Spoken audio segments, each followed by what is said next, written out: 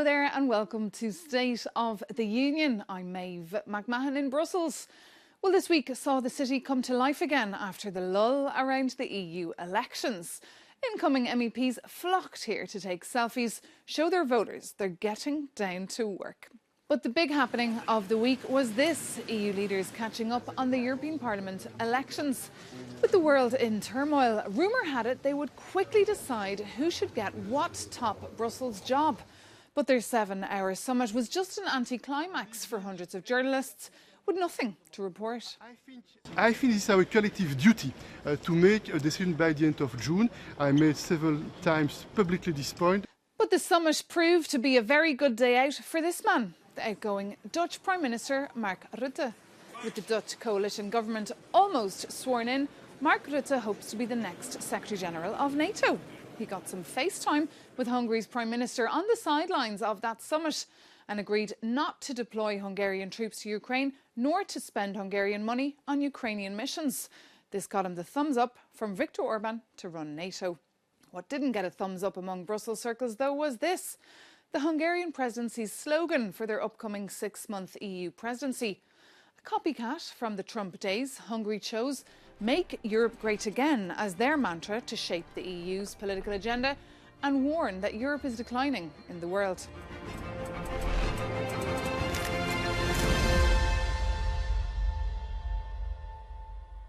Meanwhile, in Luxembourg on Monday, EU environment ministers gave their final blessing to a landmark law that aspires to restore damaged ecosystems and polluted rivers. After years of negotiations, it's a big win for Belgium, currently presiding over the European Union, even though the Belgian government actually abstained from the vote due to divisions between Wallonia and Flanders. The vote only passed, though, thanks to Austria, whose Green Environment Minister, Leonora Gewessler, voted in favour, going against the government line. It's not only the legal case, but also long-standing practice in the Austrian government that in council meetings the ministers decide. That's what I did today. Well, to hear what this law will mean exactly, earlier I spoke to Ioannis Agapakis, an environmental lawyer from Client Earth, who's been following this law for years and was very pleased to see it pass. So what exactly is in this nature restoration law? What will happen once it's implemented? So the law, in practice, seeks to restore all ecosystems in Europe in need of restoration by 2050.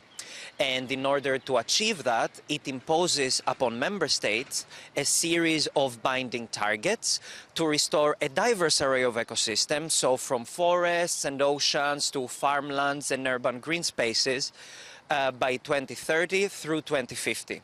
So member states, the first stage that they will have in order to implement the nature restoration law, will be to come up with their national restoration plans by 2026. These are the plans in which they will determine the measures, but as well as the areas that they will choose to restore. Yet delaying restoration action up until 2026 would not be advisable, as that would impose increased regulatory burden and costs upon member states. And why, in your view, was this law so necessary?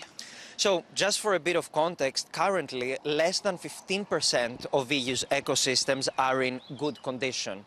So we continue observing a steep biodiversity decline across the Union, and this is despite the already existing laws and all the non-binding policy initiatives that are in place. Scientists are warning that once certain tipping points are reached, the functions of ecosystems, functions relating to their capacity to produce food or to regulate water and even protect us from climate-related disasters, are disrupted. Now, this law was not, of course, without controversy. The farmers were against it. Did they get any concessions in the end? The majority of negotiations revolved around agricultural ecosystems and farmers.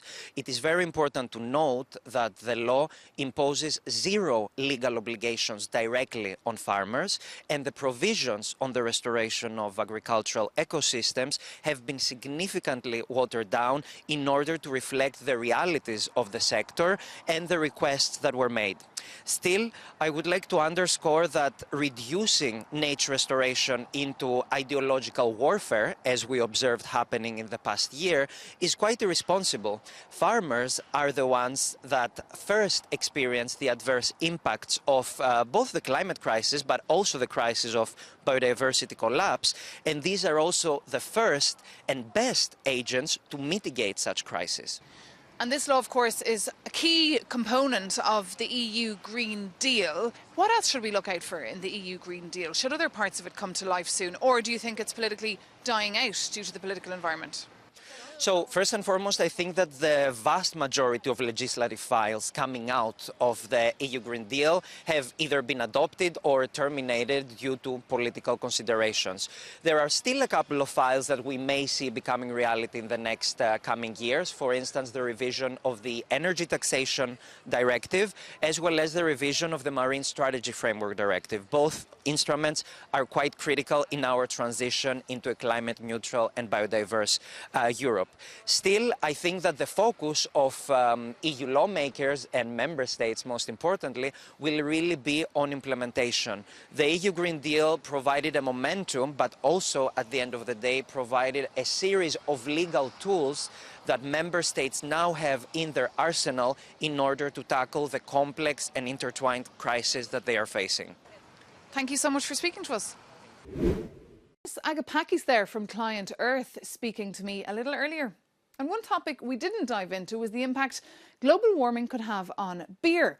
With summer festivals underway, scientists keep warning that hotter, longer and drier summers could change the taste, texture and even increase the price.